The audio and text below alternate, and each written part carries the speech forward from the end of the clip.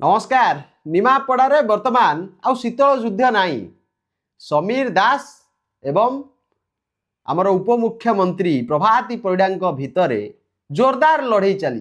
पूरा ये लड़ई दांडरे पड़ी हाटरे गड़ुची। भाईना कहते जे आज्ञा प्रभाती परिड़ा निर्वाचन परठू मोर आ फोन उठाऊना कि मो लोकंर दुख शुणुना से लगी सी जनशुणाणी आरंभ करदे। एपटे प्रभाती परिड़ा गोष्ठी लबी करवा स्टार्ट कर बीजेपी रु समीर दास को विदा कर। एपटे समीर दास बुली बुली कहते मु माने समीर दास तांकर जो 50,000 भोट से कुआडे भिकर दे देथिले काकू प्रभाती परिड़ा को, जहाँ फल प्रभाती परिड़ा मात्र 4,588 खंड भोट रे से जीतिले। जदि समीर दास तांकर जो 50,000 भोट टी आमर उपमुख्यमंत्री मैडम को न दे था ताले प्रभाती परिड़ा 45,412 खंड भोट रे हारी था।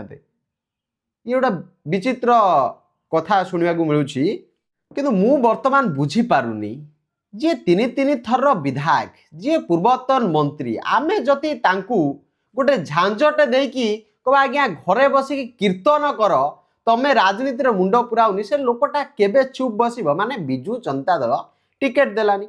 समीर बाबू कौन कले जनसभा डाकिले, लोके बहुत आसिले। बिजू जनता दल तार निष्पत्तिर अटल रहिला, सेठी बिजू जनता दल हारीगला।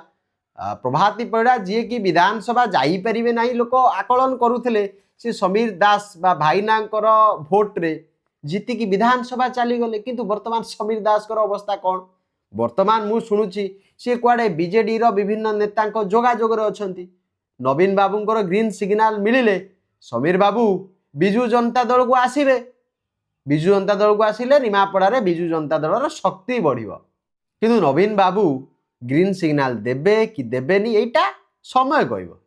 किंतु आज्ञा मो मन प्रश्न अच्छे तुम समीर दास कहते जे मैडम उपमुख्यमंत्री हैला परे सरकार आसिला परे जितला परठू मो फोन आ उठाऊ नांती, मो लोकंकर दुख शुणु नांती। मु भाबुची समीर दास बोध हुए भूली जाइछंती उपमुख्यमंत्री से हेउछंती ओडिसार, निमापड़ार नुहे ओडिसार उपमुख्यमंत्री। सी केमिति एमिति करुथिबे? आ जदी एमिति करुथिबे सेटा मैडम कहि परिबे। किंतु समीर भाईना जतले कहउछंती एटा निश्चित भाव तीन थर विधायक पूर्वतन मंत्री जो अभियोग आणुछंती एटा तो निहाती आलोचनार विषय। हो छाड़ आम एक कथा छाड़ा बर्तमान बीजेडी उपर को आसिया। माने मुझे टिके पूर्व कहूल जे समीर दास बिजू जनता दलर जोगाजोग रे अछंती। एपटे भारतीय जनता पार्टी रे प्रभाती परिड़ांकर समर्थक माने बा टीम लबी करवा आरंभ करिसेंती जे प्रभाती परिड़ा को विरोध करिकी जेतबे समीर दास मोर्चा खोलिलेनी, खोला खोली मैदान रे लड़ई कलेनी, ताले यांकू विदा करिया पे पड़ो। जदि विदा आमे न कले ताले विपद का पाई? प्रभाती परिड़ा पाई। एपटे समीर दास तो बुली बुली कहउछंती ना 50,000 भोट दान रे देइछंती। दान रे न देई थांते प्रभाती परिड़ा केते भोट रे हारी थांते? मु कहउथिली ना मैडम मात्र 4,588 खंड भोट रे जीतिछंती। एपटे समीर दास को 50,000 भोट से पाइछंती। अवस्था कौन होता? सेमती बिजू जनता दल सहित जोगाजोग रे अछंती बोली जो चर्चा होउची। जदि ये चर्चाटा सत हो जाए आ नवीन बाबू ग्रीन सिग्नाल दे दियंती समीर दास बिजू जनता दल को आसी जाती ताहले आपण भाबंतु जे अवस्था कौन हम। निमापड़ारे पुणी प्रभाती परिड़ा को अवस्था को चली जिवे। ये मैडम द्वार पात्र भाव में जीति बोली मु कहूनी आज्ञा, मु कहवाकू किए?